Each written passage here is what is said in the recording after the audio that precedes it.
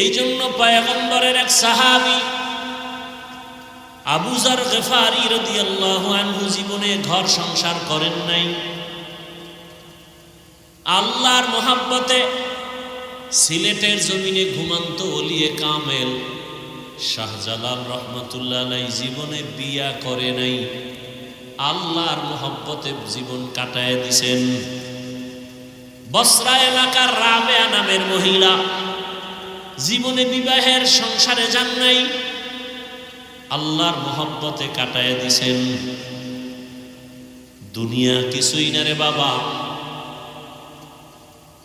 সবার জন্য এটা বাধ্যতামূলক না, তা মানি হলো দুনিয়া ছাড়া চলা যাবে না, তবে দুনিয়া যেন তোমার শরীরের মধ্যে আক্রমণ না করে। قال رسول الله صلى الله عليه وآله وسلم الدنيا خلقت لكم وأنكم خلقتم للآخرة। দুনিয়া তোমার আমার গোলাম, আল্লাহ তোমাকে আমাকে বানাইছেন আল্লাহর গোলাম। যারা আল্লাহর গোলাম হয়েছেন গোটা দুনিয়া তাদের গোলাম হয়ে গেছে। মেহেন্দিগঞ্জের মানুষ, তুই জঙ্গলের বাঘের ভয় করো, কিন্তু এমনও মানুষ জমিনে ছিল বাঘ তাদের ভয় করছে। তুমি কেমন মানুষ, সাপ দেখলে ভয় পাও, আর তারা কেমন মানুষ, সাপ তাদের দেখলে ভয় পায়। নদীর মধ্যে পানি নাই, অনেক বছর হয়ে গেল। এলাকার মানুষ ওই জমানার আল্লাহর প্রিয় বান্দার কাছে সবাই চলে গেলেন, হযরত আমাদের এলাকার নদী শুকনা, পানি নাই, কি করতে পারি পরামর্শ দেন। আল্লাহর প্রিয় বান্দা চিঠি লেখা শুরু করলেন। চিঠির মধ্যে কি লেখছেন তিনি জানেন, আল্লাহ জানেন। চিঠিটা লেখা সিলপিল মাইরা লোকদের কয়, যাও চিঠিটা গিয়া শুকনা নদীর মধ্যে ফেলে দিও। আল্লাহর বান্দার লেখা চিঠি গিয়া শুকনা নদীর মধ্যে ফেলে দেওয়া মাত্র দীর্ঘ বছর পর্যন্ত যেই নদীর মধ্যে পানি নাই, ওই নদীতে চিঠি ফালানো মাত্র পানির জোয়ার শুরু হয়ে গেছে। এটা কেমনে সম্ভব? এটা গাঞ্জাখুরি কথা। শুকনা নদীতে পানি নাই, একজনে চিঠি লেখা পাঠায় দিছে, আর চিঠি বা নদীর মধ্যে ফেলা মাত্র পানি আসছে। এটা কেমন গাঞ্জাখুরি কথা? একজনে কয় ঘটনাটা ঘটাইছে কে? কয় বাংলাদেশের একজন পীর সাহেব। কয় ট্রিপল কাফের। কেমন কাফের? কথা কন না কেন? কয় না না না না হিসাব না। কে? তাবলিগের এক মুরব্বী। কয় ডবল কাফের। না না তাবলিগের মুরব্বী না, কে ঘটাইছে? কয় দেওবন্দের এক হুজুর। কয় সিঙ্গেল কাফের। না না দেওবন্দের হুজুর না। তাহলে শুকনা নদীর মধ্যে চিঠি দিয়া পানি আনাইছে কে? এই গাঞ্জাখুরি কামটা কে করলো? খুঁজতে খুঁজতে খুঁজতে খুঁজতে গিয়া দেখে কয় কামটা ঘটাইছে সাধারণ কোনো বান্দা না, রহমতের নবীর হাতে গড়া সাহাবী ওমরে ফারুক রাদিয়াল্লাহু আনহু। এইবার কি কইবা? ওমরে ফারুক কামটা ঘটায় দিলেন, কি বলবা বলো? এক বেয়াদব কয় ওমরে ফারুকের মধ্যে ভেজাল। আমি ঢাকায় বলেছি, যারা ওমরে ফারুকের বিরোধিতা করবে আর বলবে সে বেদাতি ভেজাল, আমি বলবো তার 14 গোষ্ঠী শুদ্ধ সব ভেজাল। সাহাবায়ে কেরামের বিরুদ্ধে যারা কথা বলে এরা বেয়াদব। এরা কি? চূড়ান্ত বেয়াদব, নিকৃষ্ট বেয়াদব। সাহাবায়ে কেরামদের বিরুদ্ধে যারা বলবে, যারা লেখবে, এরা চূড়ান্ত বলেন, এরা রসুলের দুশমন, এরা ইসলামের দুশমন, এরা কোরআনের দুশমন, এরা আল্লাহর দুশমন। এরা মুসলমান হলেও ৭২ দল জাহান্নামীদের অন্তর্ভুক্ত। সাবধান! যারা সাহাবায়ে কেরামের বিরুদ্ধে বলে বা লেখে এরা মুসলমান, এরা মুমিন, সব ঠিক, কিন্তু কোন দলের? ৭২ দল জাহান্নামীদের অন্তর্ভুক্ত। কারণ নবী বলে গেছেন ৭৩ দল হবে আমার উম্মতের, এক দল জান্নাতে যাবে আর সব জাহান্নামে যাবে। ক্বালু মান হিয়া ইয়া রাসূলুল্লাহ, সাহাবায়ে কেরাম বললেন যেই দলটা জান্নাতে যাবে তাদের পরিচয় কি? নবী যদি বলতেন আমি মুহাম্মদের যারা মানবে তারা যাবে, নবী এতটুকু বলেন নাই। নবী বলেন মা আনা আলাইহি ওয়া আসহাবি, আমাকে যারা মানবে, আমার সাহাবায়ে কেরামের সুন্নতকে যারা মানবে, আমি মুহাম্মদেরটাও সুন্নাত, আমার সাহাবায়ে কেরামেরটাও কি? আলাইকুম বিসুন্নতি ওয়া সুন্নাতিল খুলাফাইর রাশিদিন আল মাহদিয়িন, আমার সুন্নতের আঁকড়াইয়া ধরো, আমার খলিফা সাহাবাদের সুন্নতের আঁকড়াইয়া ধরো। আমি মুহাম্মদের আদর্শ সুন্নত, আমার সাহাবাদের আদর্শ সুন্নত। আমার সাহাবার কেমন সাহাবা? খোলাফা, আমার খলিফা কেমন খলিফা? রাশিদিন, পথ প্রদর্শক। কেমন পথ দেখায়? মাহদিয়িন, হেদায়াত প্রাপ্ত, হেদায়াত। অতএব এদের ব্যাপারে যারা লেখবে, যারা বলবে, এরা পৃথিবীর নিকৃষ্ট কি? বেয়াদব। লিকুল্লি শাইইন ইনজিনাতুন ফিল ওয়ারা ওয়া জিনাতুল মারই তামামিল আদাবি, আজ খোদা খাহিমে তৌফিকে আদব, বেআদব মাহরুমে গাশত আজ ফজলে রা। দুনিয়া কিছুই না, দুনিয়া দুনিয়া দুনিয়া করে কতটুকু আগাইছো দুনিয়াদারেরা। আর আমরা যারা আখেরাত আখেরাত করে দাঁড়িয়ে রাখলাম, টুপি পরি, নামাজ পড়ি, পর্দা করি, হালাল খাই, বলো আমরা কত পেছনে আছি। বরং বর্তমান দুনিয়াতে যারা রসুলের আদর্শ নিয়ে চলে, এদের মতো সম্মানে শান্তিতে আর দ্বিতীয় কেউ নেই।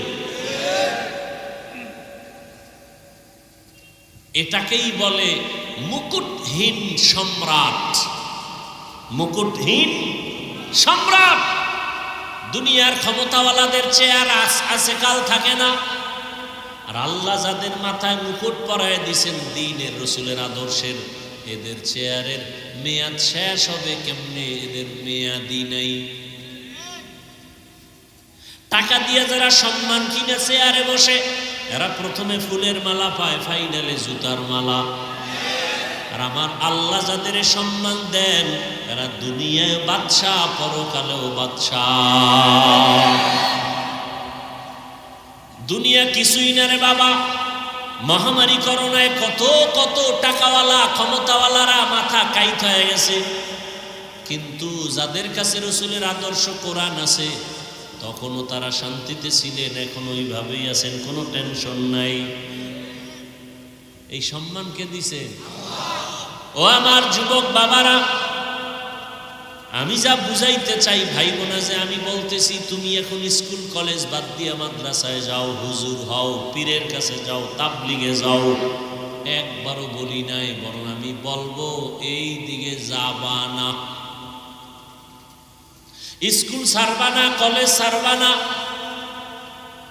লেখাপড়া করো, ওই লাইনে করে ডাক্তার হও, ইঞ্জিনিয়ার হও, প্রফেসর হও, ওসি ডিসিএসপি হও। হুজুর হওয়ার কোনো দরকার নাই, কারণ আমাদের দেশে হুজুর অনেক বেশি। আমার দেশে এখন অভাব, আদর্শবান ডাক্তার নাই, আদর্শবান ইঞ্জিনিয়ার নাই, আদর্শবান এসপি নাই, ডিসি নাই, আদর্শবান এমপি নাই, চেয়ারম্যান নাই। আজকে আমার দেশের ওসি ডিসিএসপি যদি আদর্শবান নামাজি হতো, চেয়ারম্যান মেম্বার এমপি যদি আদর্শবান নামাজি হতো, এই দেশটা বেহেশতের বাগান হয়ে যেত।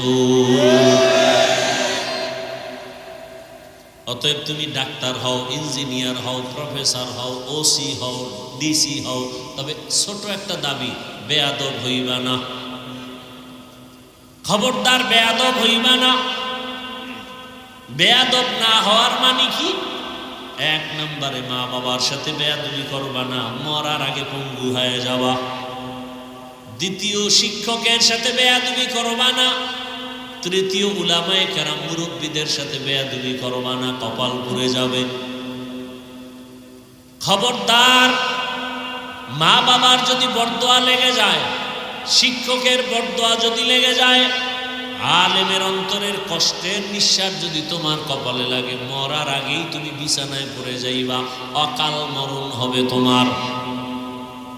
জীবনে মাথা উঁচু করে দাঁড়াতে পারবা না। ও আমার যুবক বাবারা, দুনিয়া দুনিয়া যারা করছে কিছুই পায় নাই, খালি বাহাদুরি দেখাইছে, আমার আমার আমার আমার আমার, মরার আগে দেখে কিছুই নেই। দেখছেন নি কারবার, আমার বাড়ি, আমার টাকা, আমার আমার। এখন মরবে তো পরের কথা, জেন্দা থাকতেই দেখে এখন বউও নাই, মাইয়া ভোলাও নেই, মরার পরে তো কিছুই নেই। চোখে দেখাও দুনিয়ার পিছনে দৌড়ায়। আরে এই যুবক বেহায়া, যেই মাইয়ার পিছনে দৌড়াও, স্বার্থে আঘাত লাগলে মাইয়া কয় এটার আমি চিনি না। ও বেহায়া, ও বেলাজা, লজ্জা হবে কবে আবার তোমার? এমন মাইয়ার পিছে ঘুরো না। কয় না হুজুর, কোরআন লইছে, কসম খাইছে। কত নাম্বার কসম? কয় এটা কেমনে করবো? আমি কই তোর সিরিয়াল কত? কয় আমার এই 3 নাম্বার মাইয়া। আমি কই মাইয়ারও 3 নাম্বার তুই। হাসবেন না, কথাগুলো খেয়াল করে। লজ্জা শরম নাই তো? পায়খানা খাইতে খাইতে এবার মানে এখন যে ওটা গন্ধ, ওটা আর নাই, যেখানে পায় হেইনি চাটা দেয়, জিব্বা বের করে দেয়। শেষ পর্যন্ত 1 মাইয়া, 2 মাইয়া, 3 মাইয়ার পরে সব শেষ, জেলখানার আসামি। চোখে দেখতেছে, এরপরে আকাম করতেছে। তাহলে দুনিয়া দুনিয়া যারা করলো, শেষ ফল চোখের সামনে কিছুই তো পাইল না। এই জন্য আখেরাতের হিসাব মিলাও। আর আখেরাতের হিসাব মিলাইতে গিয়ে তোমার স্কুল ছাড়া লাগবে না, কলেজ ছাড়তে হবে না। তোমার মতো যুবক স্কুল কলেজে পড়ে, চাকরি করে, ব্যবসা করে, 5 ওয়াক্ত নামাজ পড়ে নাই, বাস আর ওয়াজের দরকার নাই। এই কথাটাই তোমার স্বর্ণাক্ষরে অন্তরে ঢুকাও, ঘরের দরজায় টানাও। আমার মতো জেনারেল লাইনের যুবক যদি স্কুলে পড়ে নামাজ পড়ে, আমার কপাল কেন খারাপ? কার বরদোয়া লাগছে কপালে, আমি কেন পারি না? আমার মতো যুবক ইঞ্জিনিয়ার, ডাক্তার, প্রফেসর নামাজ পড়ে, আমি পারি না কেন? আমার কপালে কার অভিশাপ লাগলো? আমার মতো যুবক র্যাব, আর্মি, পুলিশ, বিডিআরের চাকরি করে নামাজ পড়ে, দাড়িওয়ালা, আমি পারি না কেন? আমার কপালে কার অভিশাপ লাগলো? আমার মতো যুবক জেনারেল লাইনে থাইকা রাস্তায় গাড়ি চালায়, নামাজ ছাড়ে না, নদীতে মাছ ধরে, নামাজ ছাড়ে না, কৃষি কাজ করে, নামাজ ছাড়ে না, তুমি পারো না কেন? অবশ্যই তোমার কপালে কারো বরদোয়া লাগছে। এই জন্য বলছি, ডাক্তার হও, বেয়াদব হইও না। ইঞ্জিনিয়ার হও, বেয়াদব হইও না। যদি বেয়াদব হও, তাহলে তাসলিমার মতো জুতার বাড়ি খেয়ে পালাতে হবে। তাসলিমা নাসরিন MBBS ডাক্তার, এরপরও বোরকা পরে পালাইলো কেন? চূড়ান্ত বেয়াদবি করার কারণে। খুব সাবধান। ডাক্তার হও, ইঞ্জিনিয়ার হও, আদর্শমান, মা বাবার দোয়া নিয়া, শিক্ষকের দোয়া নিয়া, আলেমের দোয়া নিয়া। শুধু মেহেন্দিগঞ্জ না, সম্মান হবে গোটা দেশ জুড়ে। আল্লাহ পারেনি? বিশ্বাস নাই? তাহলে চরিত্র ঠিক করো। কবি নজরুল মরে গেছে, তাকে স্মরণ করো শ্রদ্ধার সাথে, ঠিক না? তোর মতো আকাম করলে মোবাইল নিয়ে সারা রাত কবি নজরুল হতে পারতো না। আজকে মরিয়া গেল, সবাই তাকে আপন করে হৃদয়ে রাখছে, জানে না কবি নজরুলের বাবাকে, মাকে, বাড়িকে, চেহারা কেমন, কিন্তু হৃদয়ে জায়গা করে নিয়েছে কবি নজরুল একমাত্র সুন্দর চরিত্রের কারণে। তুমি মরে যাও, ফলাফল কি তোমার? তুমি মরে গেলে ফলাফল কি? তোমাকেও স্মরণ করবে মা বাবা। একটা বালা গেছে গা, ওর চরিত্র এত খারাপ, ও মরছে, বিপদ থেকে বাঁচলাম, কারণ ওর চরিত্রের কারণে সমাজে মুখ দেখাইতে পারিনি। এই অভিশপ্ত কপাল নিয়ে জন্ম নিয়েছ। তুই মরে গেলে তোর মা খুশি, তোর বাপ খুশি, এমন কপাল নিয়ে জন্ম নিয়েছ, লজ্জা করে না?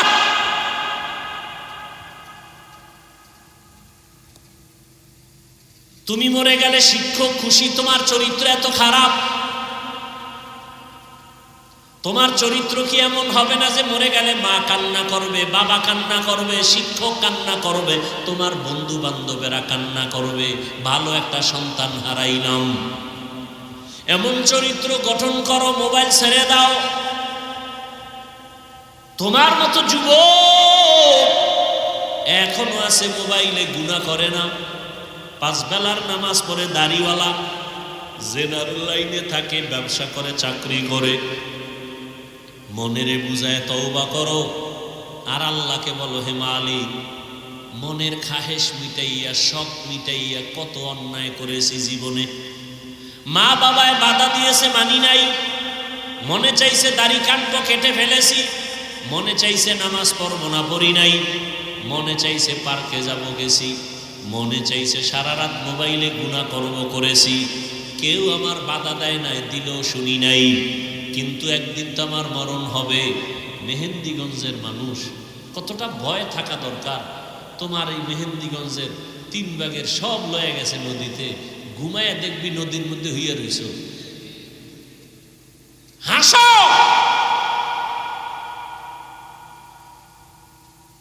এ মেহেন্দিগঞ্জ ভাঙছে না? আরো ভাঙবে না? এমন কপাল লইয়া কেন আইলা যে ঘুমের মধ্যে মরণ, উঠা দেখবা যে পানি উঠলে, চারিদিকে পানি, একটা ধাক্কা দিলে শেষ। কেন এত অপরাধ করো? কেন এত জেনা বিচার, এত সুদ ঘুষ? কেন? বড় লোকের বাচ্চা আছে কিছু কুলাঙ্গার, গরিবের যদি কয় 5,000 টাকা দেন, না না টাকা নাই। যদি কয় সুদে দেন, কয় 1 লাখ লয়ে যা। এরকম কুলাঙ্গার আছে না নাই? ওরা পৃথিবীর নিকৃষ্ট কুলাঙ্গার। ওদের উপরে আল্লাহর লানত, ফেরেশতাদের লানত, রাসূলের লানত, সমস্ত মাখলুকাতের লানত। ওরা আল্লাহর চূড়ান্ত দুশমন। জমিনে আল্লাহর যত বড় দুশমন আছে, সুদখোরের মতো দুশমন আর একটাও নেই। নিমক হারাম।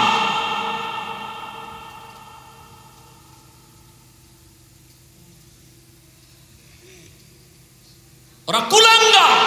24টা ঘন্টার সেকেন্ডে সেকেন্ডে গর্ভধারিণী মায়ের সাথে জিনার গুনাহ, জিনার গুনাহ, জিনার গুনাহ। কত বড় কুলাঙ্গার! গর্ভধারিণী মায়ের সাথে জিনার গুনাহ। গরিবের টাকা দেয় না, 5,000 ধার চাইলে দেয় না, সুদে চাইলে লাখ লাখ টাকা দিয়ে দেয়। আল্লাহ হেদায়েত দান করুন। জানি না এদের কপালে হেদায়েত আছে কিনা, কারণ পৃথিবীর নিকৃষ্ট আল্লাহর যত দুশমন আছে, এর মধ্যে বড় দুশমন আল্লাহর, কঠিন। আল্লাহ এদের উপরে রাগ। যারা সুদের সাথে জড়িত, এদের নামাজ হবে না, রোজা হবে না, দান করলে সওয়াব হবে না, হজ করলে কবুল হবে না, মোনাজাত দিলে কবুল হবে না। 24 ঘন্টা মায়ের সাথে জিনা করে, এর মোনাজাত কবুল হবে? এত সোজা। আল্লাহ হেদায়েত দান করুন। ও আল্লাহর বান্দারা, দোকানে আগুন লাগবে কেন? হালাল টাকায় ব্যবসা করবা। কাস্টমারের ধোকা দিবা না। দোকানে চুরি হবে কেন? চোর যদি হাত দেওয়ার, হাত আটকায় যাবে, হাত বাঁকা হয়ে যাবে। তুমি হালাল ভাবে ব্যবসা করো, কাস্টমারের সাথে মিথ্যা বলিও না, 5 ওয়াক্ত নামাজ পড়ো, দোকান খুলেই তেলাওয়াত শুরু করে দাও।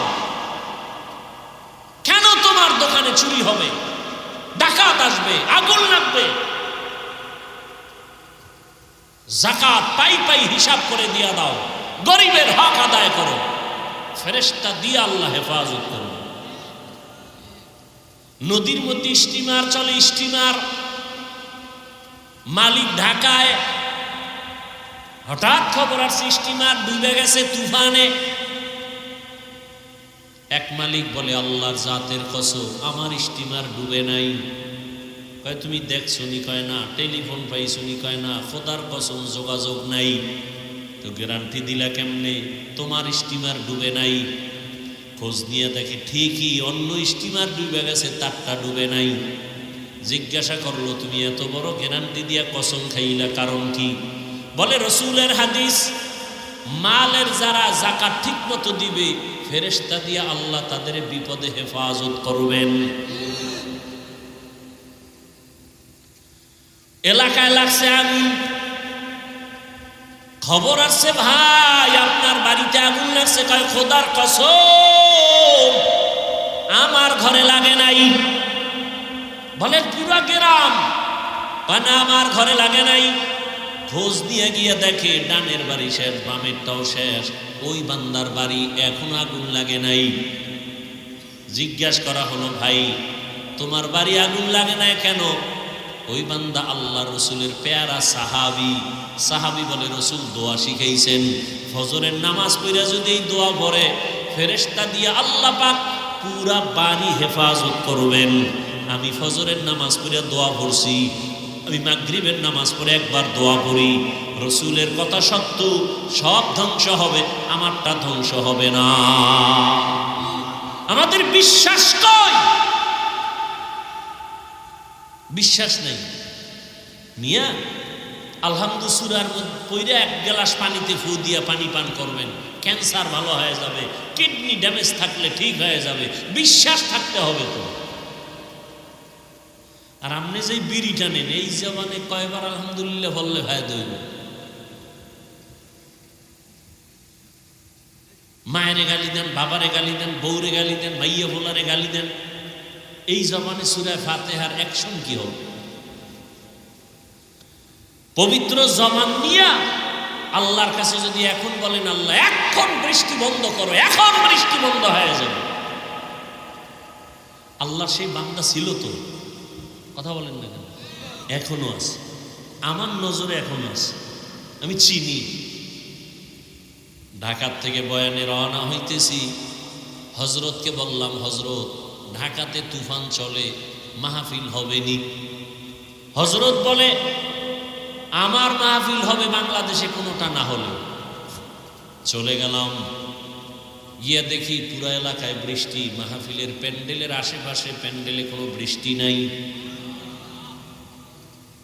এ তো এখনো চোখের সামনে, এ মানুষ এখনো আছে।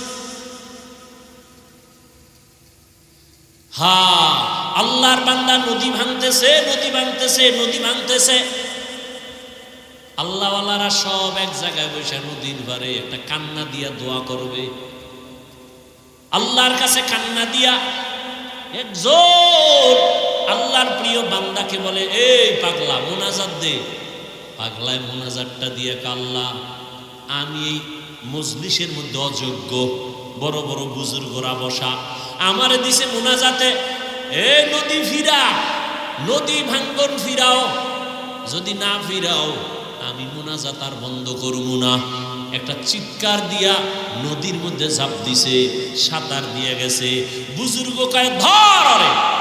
দৌড়াইয়া গিয়া ৩-৪ জনে যেখানে গিয়া তারে ধরছে, সেখান পর্যন্ত আজও চর হইয়া গেছে, আজও পর্যন্ত ৫০-৬০ বছর হইছে, ওখান থেকে আর ভাঙ্গে না। আমাকে বরিশালের ঘটনা, ভাইয়েরা আমার। আর তুমি, তোমার জবানে তো খারাপ, তুমি সারা দিন চায়ের দোকানে বইয়া ইমাম খারাপ, আলেম খারাপ, পিসাব খারাপ, আর তোমার ১৪ গোষ্ঠী সব ভালো, সুদ খাইল। আল্লাহ হেদায়াত দান করুন। সব কথার শেষ কথা তওবা। আল্লাহ বলেন, বান্দা বিনয়ের সাথে যদি তওবা করো, আমি আল্লাহ তোমার জীবনের সব গুনাহগুলো মাফ করে দিব।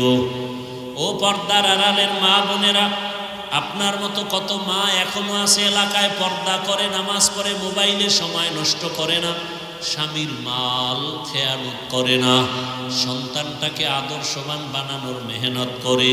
আপনারা কেন পারবেন না? দানা ওয়া হাবিবানা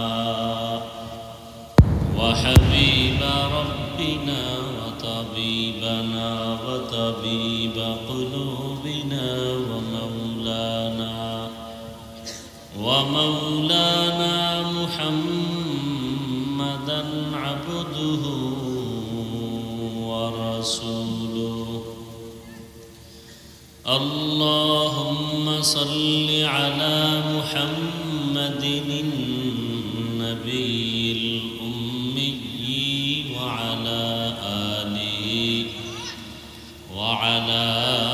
آله وسلم تسليما. وبعد فأعوذ بالله من الشيطان الرجيم. بسم الله الرحمن الرحيم.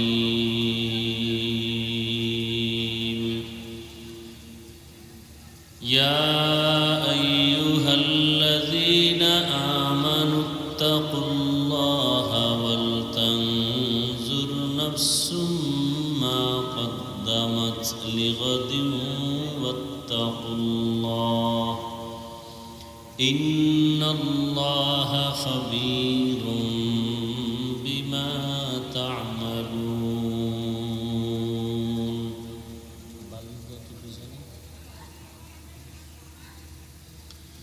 وقال رسول الله صلى الله عليه وآله وسلم: الدنيا سجن المؤمن وجنة الكافر. صدق الله مولانا العظيم وصدق رسوله النبي الأمي الكريم، ونحن على ذلك من الشاهدين والشاكرين والذاكرين، والحمد لله رب العالمين. سبحانك لا علم لنا إلا ما علمتنا إنك أنت العليم الحكيم. رب اشرح لي صدري ويسر لي أمري واحلل عقدة من لساني يفقه قولي. দুইটা বক্স রাখলে কি ক্ষতি হইতো?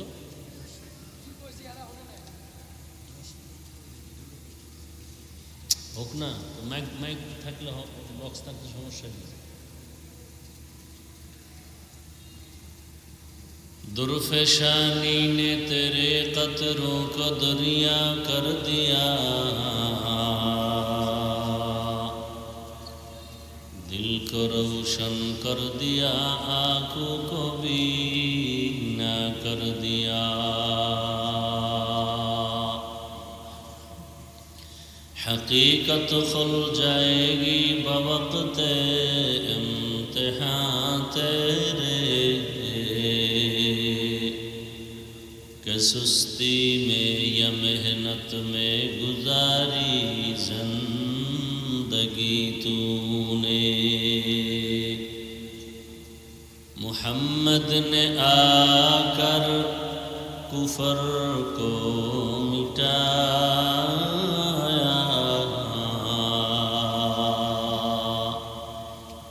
कुफर को मिटा कर सदाकत बताया। অধ্যক্ষার মাহফিলে উপস্থিত মোহতারাম সম্মানিত সভাপতি, প্রধান অতিথি হযরত উলামায়ে কেরাম,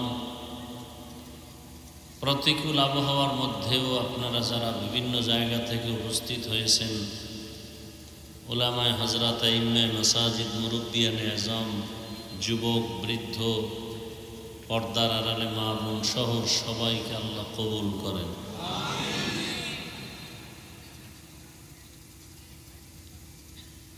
উলামায়ে কেরাম কথা বলেছেন ফাঁকে ফাঁকে,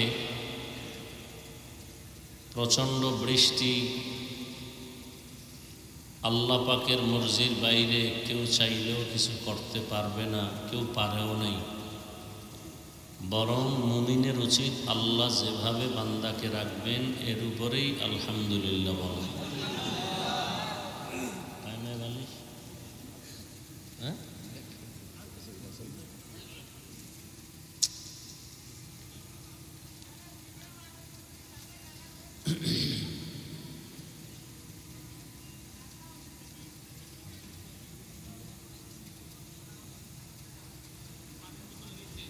দরুদ ও সালাম সৈয়দুল মুরসালিন রহমাতুল লিল আলামিন শফিউল মুজনিবিন খাতামুন নবিয়্যিন সৈয়দুস সাকালাইন ইমামুল মুরসালিন হযরত মুহাম্মদুর রাসূলুল্লাহ সাল্লাল্লাহু আলাইহি ওয়া আলিহি ওয়াসাল্লাম উপর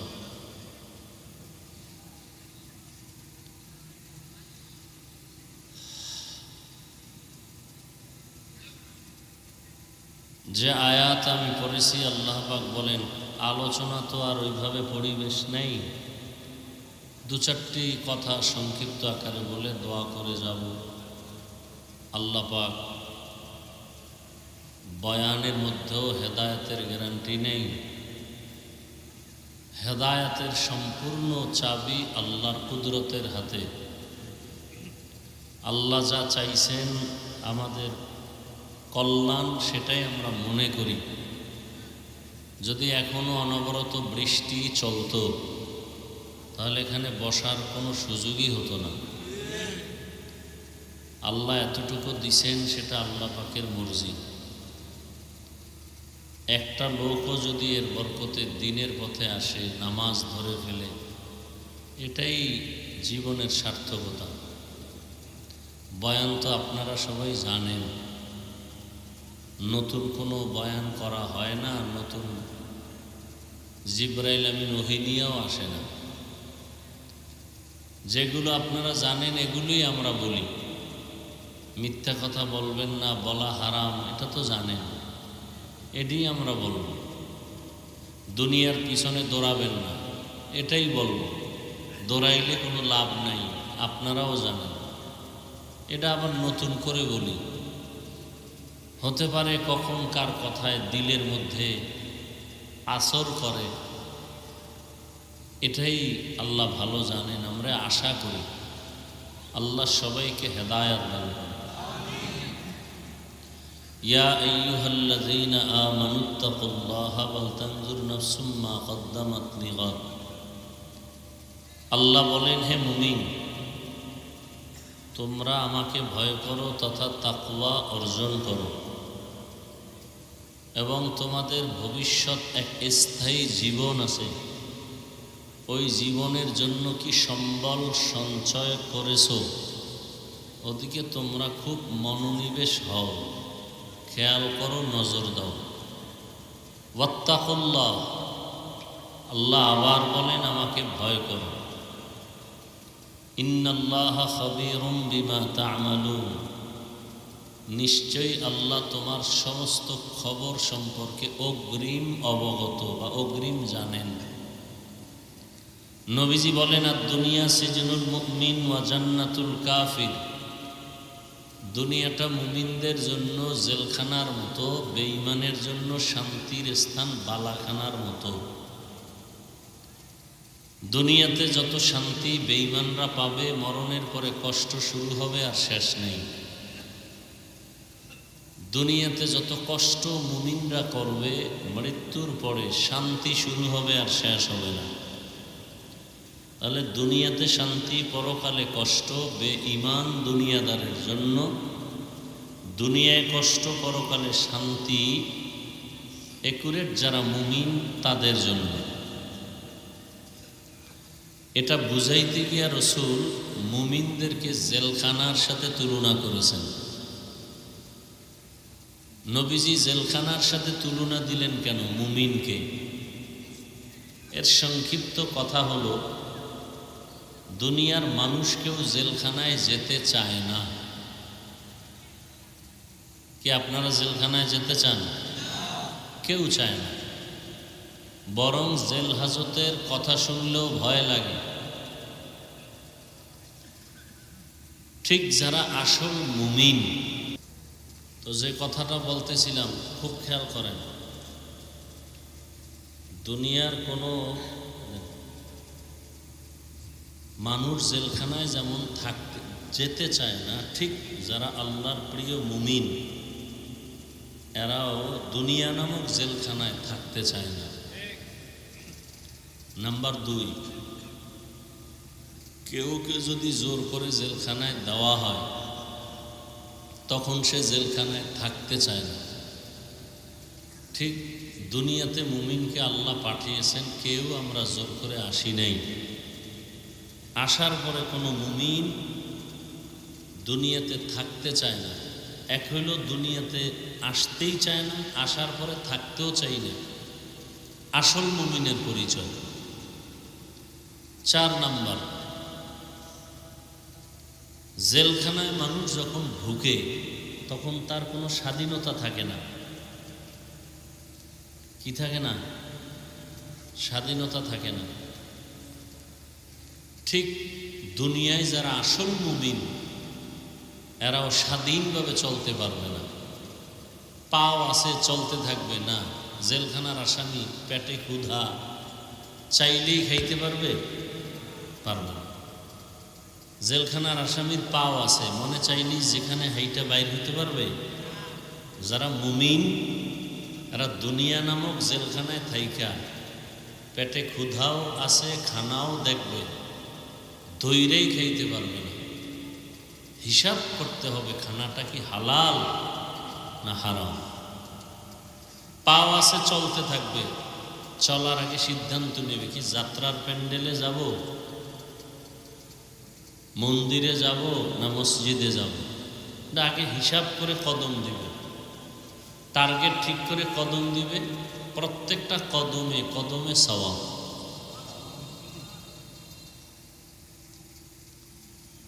এক কথায় সহজ, দুনিয়াতে মুমিন থাকবে মুসাফিরের মতো।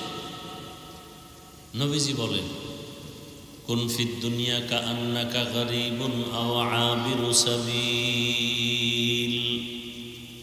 দুনিয়াতে তুমি এমন অবস্থায় থাকো যে তুমি গরিব, অসহায়, অথবা তুমি মুসাফির। এখান থেকে ঢাকা গেলেন 2-3 দিন থেকে চলে আসবেন। কেউ কি বাড়িঘর নিয়ে যাবে? সামান্য কিছু কাপড় নিয়ে যাবে। তাহলে আমরা আসছি দুনিয়াতে, আবার চলে যাব জান্নাতে, আমাদের মূল জায়গা। এখানে বাড়িঘরের চিন্তা নেই। যতটুকু পাই আলহামদুলিল্লাহ, পাবো না তাতেও আলহামদুলিল্লাহ। আমার আসল বাড়ি জান্নাত।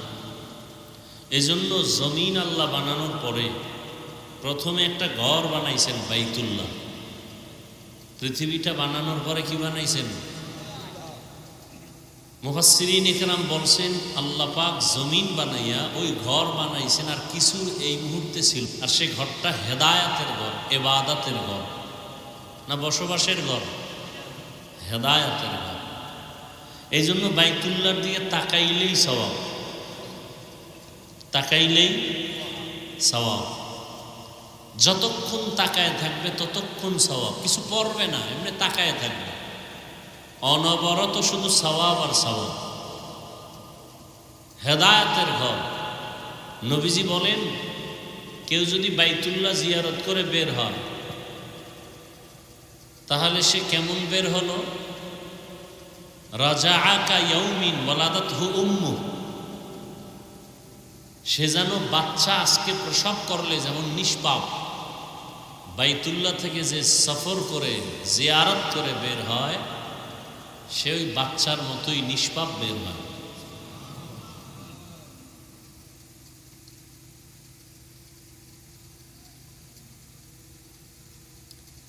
এত দামি একটা ঘর পৃথিবী বানাইয়েই আল্লাহ ঘরটা বানাইলেন।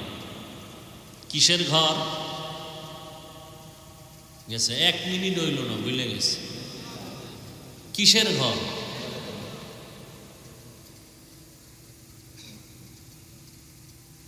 উডাও আল্লাহর ঘর। আপনাদের মেহেন্দিগঞ্জের কেন্দ্রীয় মসজিদ, এটা কার ঘর?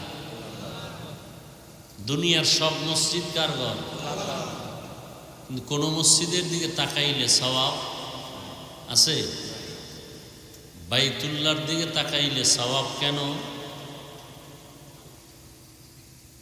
আল্লাহ পাক ওটাকে নিজে নিসবত লাগায় বলছেন এটা আমার ঘর। মেহেন্দিগঞ্জের মসজিদকে আল্লাহ ডাইরেক্ট বলেন না এটা আমার ঘর। জমিনের মধ্যে অনেক মখলুক আল্লাহ বানাইছেন। উট উটনি বানাইছেন। কে বানাইছেন? আল্লাহ সালেহ আলাইহিস সালামের উটনিকে বলছেন, এটা আমার উটনি। অন্যান্য হাজারো কোটি উটনি থেকে ওই উটনির দাম বেড়ে গেছে। নবী বলেন কিয়ামতে উটনি জান্নাতে যাবে।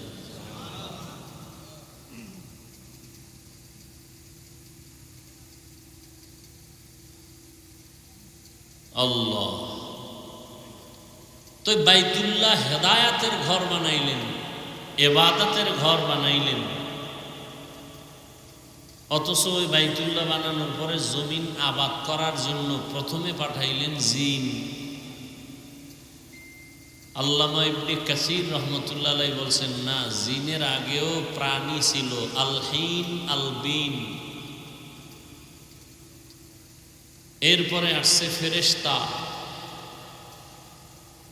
তাহলে জিনের জন্য তো আল্লাহ ঘর বানান নাই, ফেরেশতার জন্য ঘর বানান নাই। ফেরেশতাদের কাবা আছে 7 আসমানের উপরে, বাইতুল মামুর, নূরের ঘর। তাহলে এটা বানাইছেন মানুষের জন্য। তো মানুষ দুনিয়াতে আসবে, আগে ইবাদতের ঘর বানাইছেন, আসার পরেই তো মানুষ ইবাদত করে না। তার বালেগ হতে হবে, বড় হতে হবে, বুঝতে হবে, জানতে হবে, শিখতে হবে। তাহলে শিখা পর্যন্ত তার থাকার একটা ঘর দরকার। আল্লাহ বসবাসের ঘর আগে না বানাইয়া ইবাদতের ঘর আগে বানাইলেন কেন?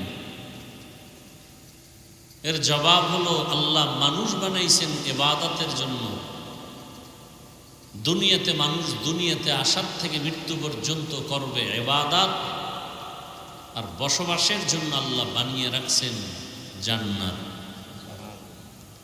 দুনিয়া বসবাসের জায়গা না, ইবাদতের জায়গা। এই জন্য আল্লাহ বলেন, তোমরা দুনিয়াতে যতক্ষণ থাকো ইবাদতের মধ্যে, আমলের মধ্যে জড়িত হয়ে যাও, কারণ আমি আমলের পরীক্ষার জন্যই তোমাকে পাঠিয়েছি।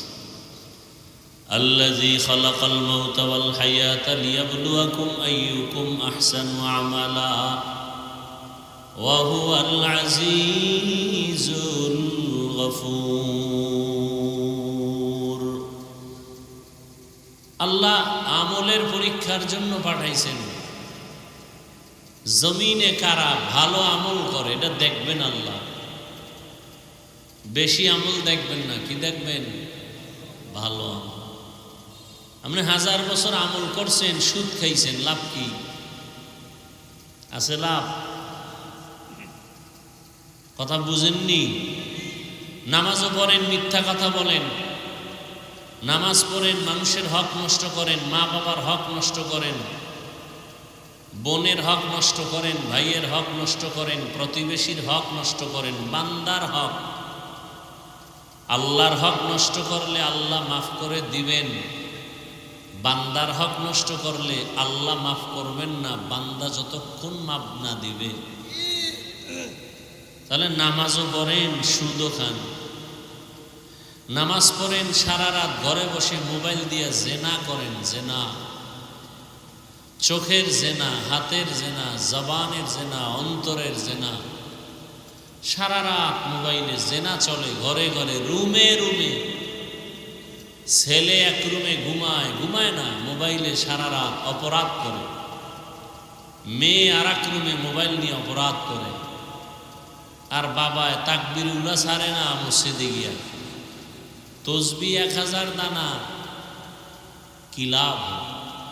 ইয়া আইয়ুহাল্লাযীনা আমানু কু আনফুসাকুম ওয়া আহলিকুম নারা ওয়াকুদুহান নাস ওয়াল হিজারা আলাইহা মালাইকাতুন গিলাযুন শিদাদুন লা ইয়াসুনাল্লাহা মা আমারাহুম ওয়া ইয়াফআলুনা মা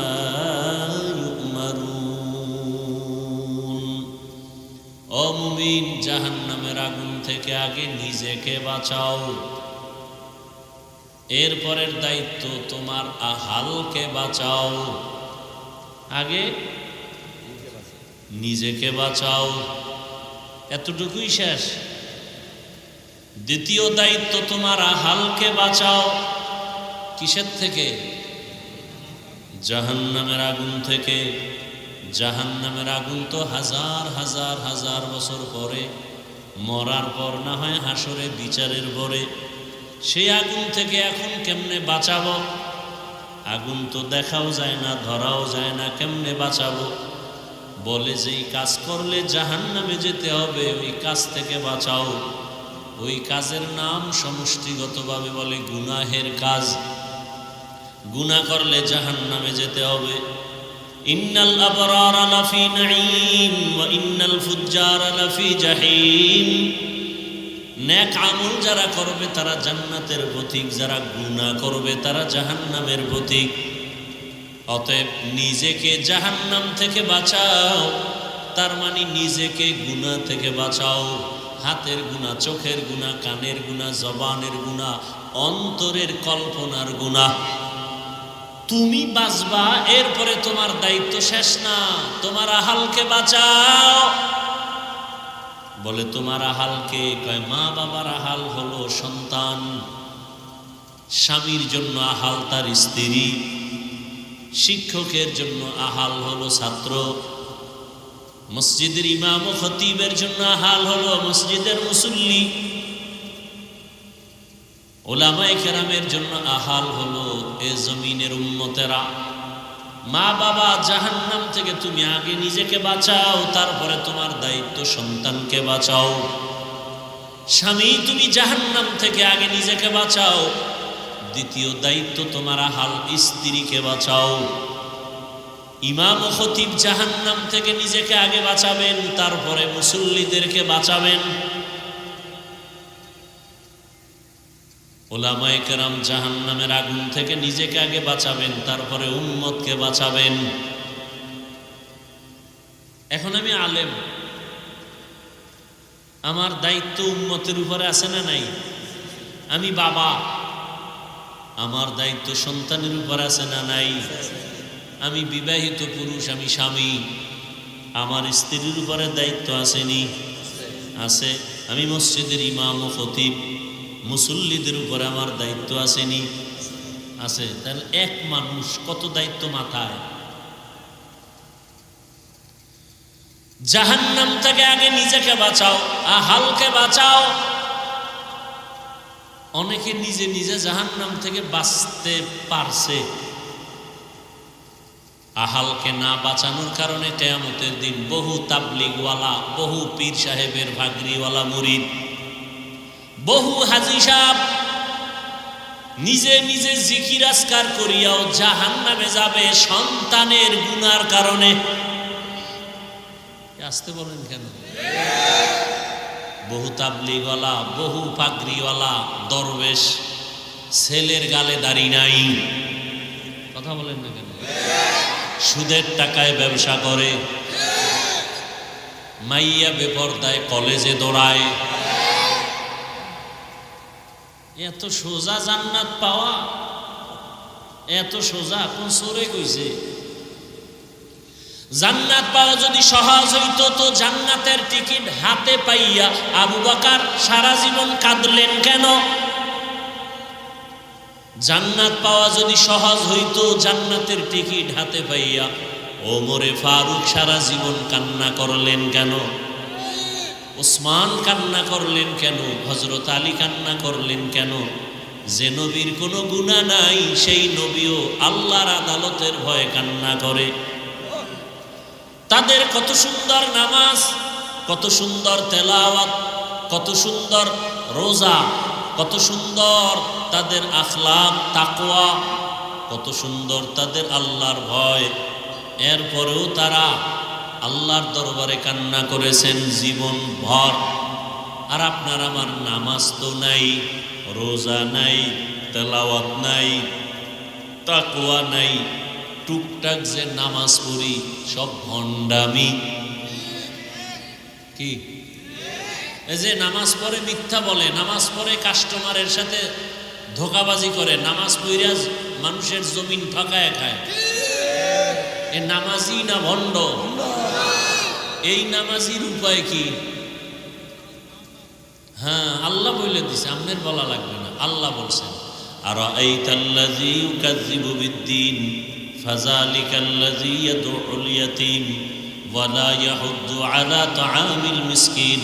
এরপরে কি? ফাওয়াইলুল লিল মুসাল্লিন, নামাজি মুসল্লির জন্য ওয়াইল নামক জাহান্নাম।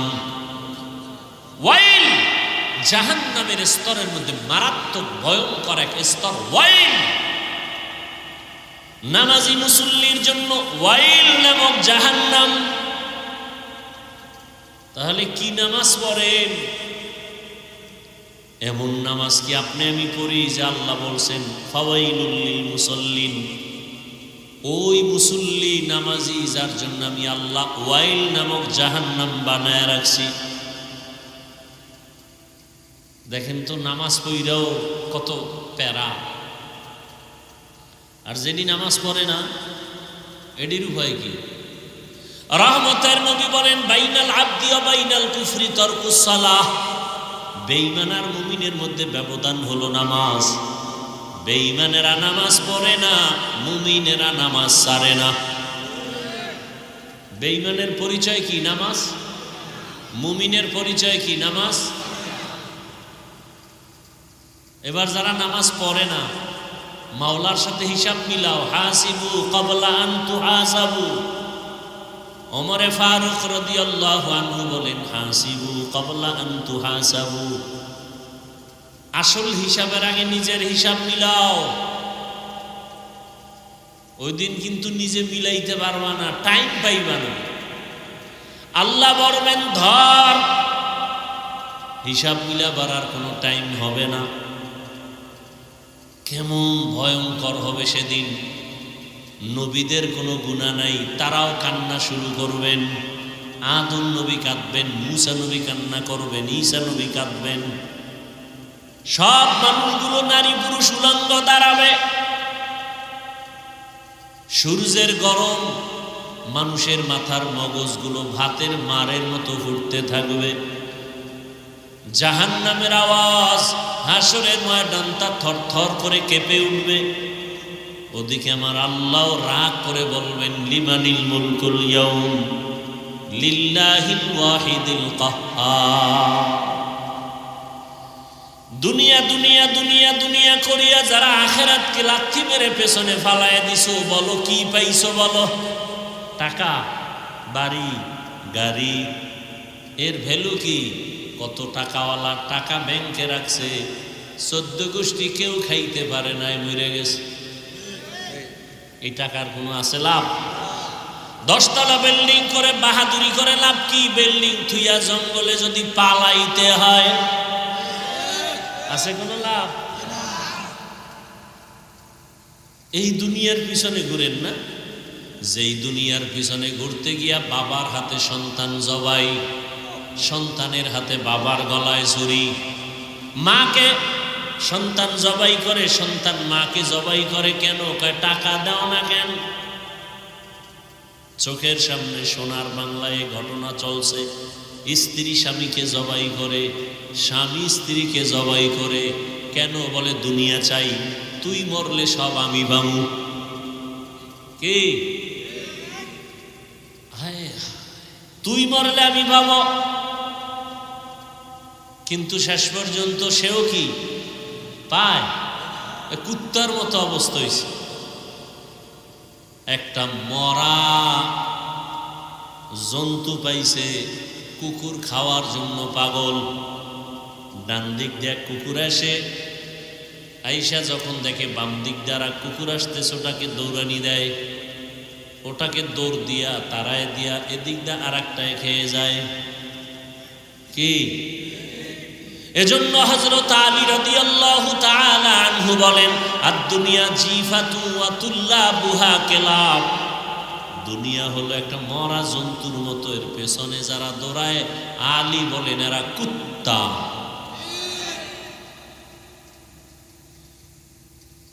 কুত্তা বলছেন কেন?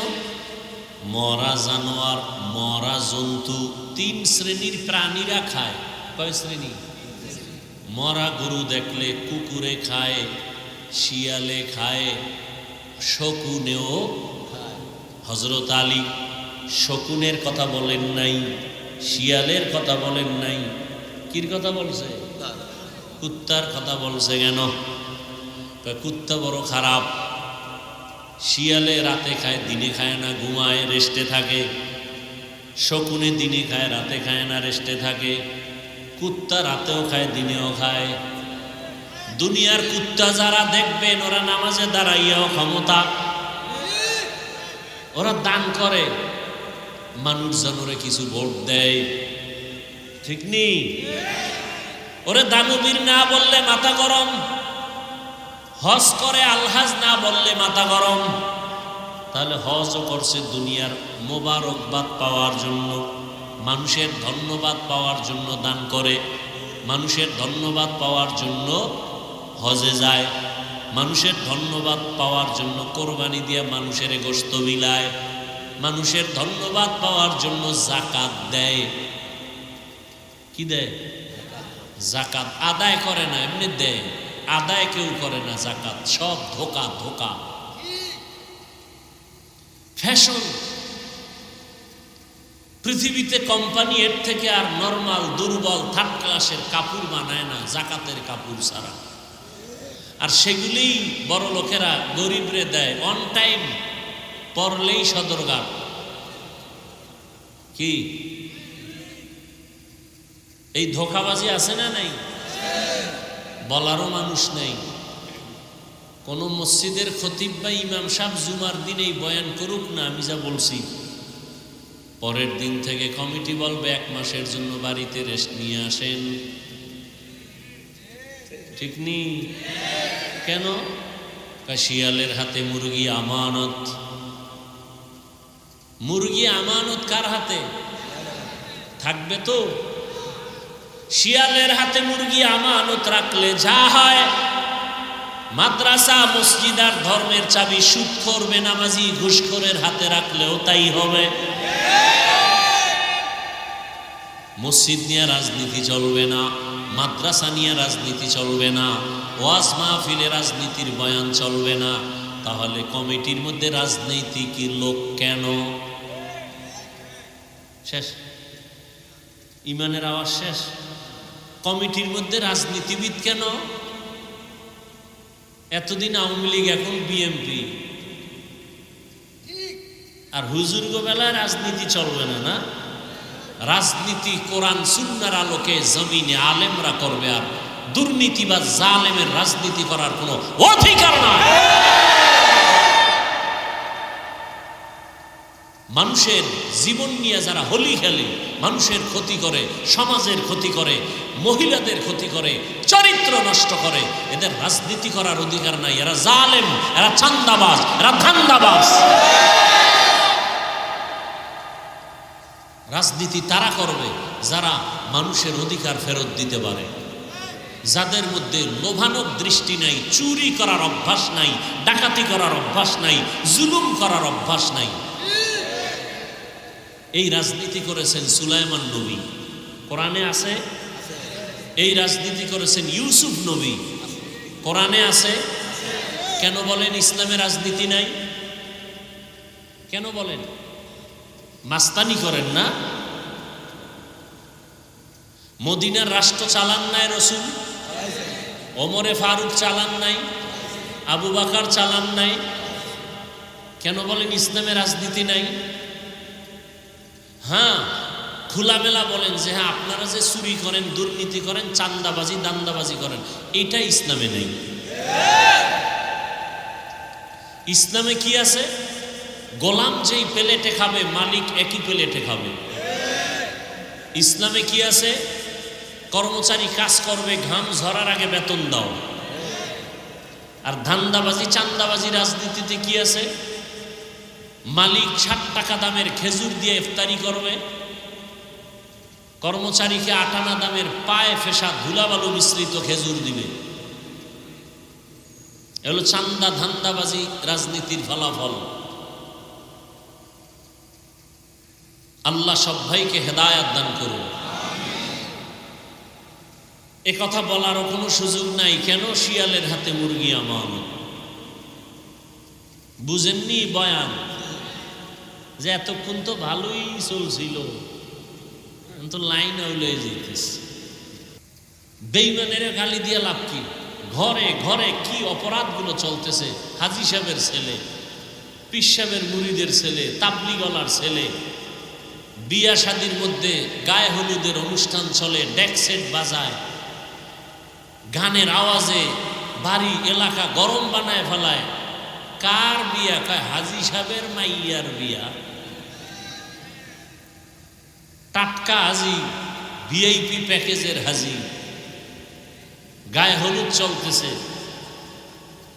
তাবলিগলার পীর সাহেবের মুরিদ মাইয়া ফোলার বিয়া, যৌতুক চলতেছে, গায়ে হলুদ চলতেছে, গান বাজনা চলতেছে।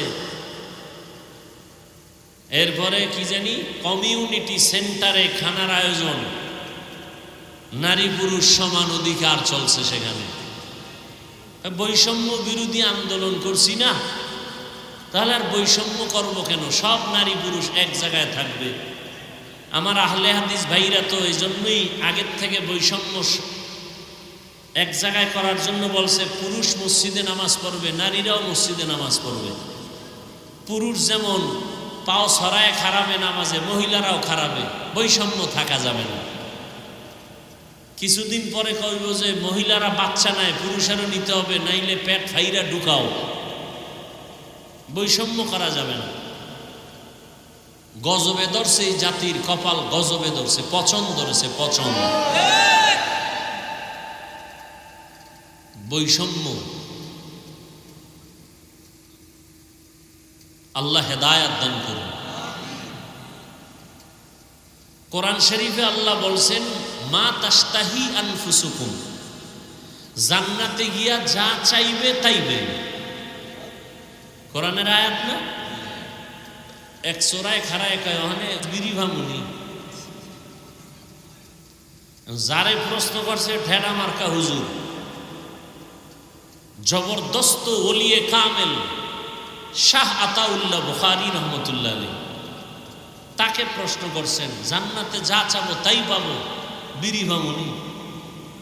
হুজুর জবাব দিলেন, হ্যাঁ বিড়ি পাবা, তবে বিড়ির মধ্যে আগুন লাগবে নিকা লাগবে, আগুন নিতে জাহান্নামে যেতে হবে। কারণ এই বিড়ি লাগবে না। তাহলে জান্নাতে যা চাইবে তাই পাইবে, তার ব্যাখ্যা কি? সরকার বলল গোটা দেশের মানুষকে আমার কাছে যা চাইবা তাই পাইবা। আপনাদের এলাকার কেউ যদি বলে আমাকে স্বরাষ্ট্রমন্ত্রী বানাও, হবে? আপনার যতটুকু বাউন্ডারি আছে, সীমাবদ্ধতা আছে, ওই সীমাবদ্ধতার মধ্যে থেকে যা চাইবেন তাই পাইবেন।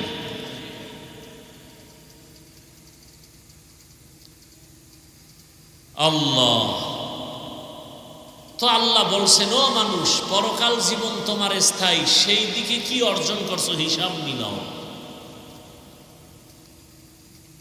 এই দুনিয়া কিছুই না। মশার পাখার দামের মূল্য দুনিয়ার দাম আল্লাহর কাছে নাই। তাহলে এই দুনিয়াতে আল্লাহ পাঠাইলেন কেন? কয় সামান্য জরুরত সেইরা চলে আসবা, দুনিয়ায় তোমাকে থাকার জন্য পাঠাই নাই। স্বামীর মাল খেয়ানত করবেন না, সন্তানটাকে আদর্শবান বানাবেন, আদর্শওয়ালা ডাক্তার বানাবেন, ইঞ্জিনিয়ার বানাবেন। মা বাবার দোয়া নিয়া, শিক্ষকের দোয়া নিয়া, উলামায়ে কেরামের দোয়া নিয়া যেন চলে। ওর ব্যবহারে কোনো সময় যেন মা বাবা, শিক্ষক, আলেম ওলামা কষ্ট না পায়। বৃদ্ধ বাবাজিরা তওবা করে 5 ওয়াক্ত নামাজ আদায় করেন। আপনার মতো কত বুড়ারা মসজিদে গিয়া নামাজ আদায় করে, আপনি কেন পারবেন না? যুবক বাবারা আল্লাহর কাছে তওবা করো আর বলো, হে মালিক, জীবনে কত নামাজ ছাড়লাম, দাড়ি কাটলাম, বেপরদায় চললাম, আজকে থেকে তওবা করে নিলাম, আর নামাজ ছাড়বো না, বেপরদায় চলবো না, মা বাবাকে কষ্ট দিব না।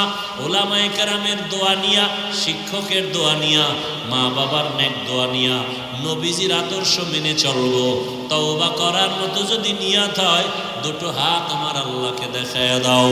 আয় আল্লাহ, হাতগুলো কবুল করে নেন, তওবা কবুল করে নেন। তওবার উপরে মজবুত হইয়া চলার মতো তৌফিক দান করেন, আমিন। আলহামদুলিল্লাহি রাব্বিল আলামিন, ওয়াসসালাতু ওয়াসসালামু আলা সাইয়্যিদিল আমবিয়া ওয়াল মুরসালিন ওয়া আলা আলিহি ওয়া আসহাবিহি আজমাইন। ইয়া আরহামার রাহিমিন, ইয়া আরহামার রাহিমিন, ইয়া আরহামার রাহিমিন। রব্বিরহামহুমা কামা রব্বায়ানি সগীরা। اللهم إنك عفو كريم تحب العفو فاعف عنا. اللهم إنا نسألك رضاك والجنة ونعوذ بك من سخطك والنار. يا الله মাহফিল কবুল করে নেন, আয়োজনকারী সহযোগিতাকারী দান সদকাকারীদের কবুল করে নেন, এলাকায় শান্তি দান করেন। আয় আল্লাহ, মা বোনদের পর্দাওয়ালা আবেদা বানায় দেন, সন্তানগুলো নেককার বানায় দেন। আয় আল্লাহ, যারা ব্যবসা করে, চাকরি করে, কামাই রুজিতে বরকত বাড়ায় দেন, অভাবীদের অভাব দূর করে দেন, ঋণ আদায়ের ব্যবস্থা করে দেন। আয় আল্লাহ, সারা দুনিয়াবাসীকে মাফ করে দেন। আয় আল্লাহ, বাংলাদেশ শান্তির দেশ বানায় দেন।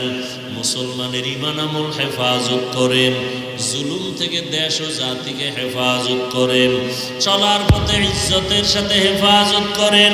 হিম্মত, শক্তি, সাহস প্রত্যেকটা কাজে বাড়ায় দেন।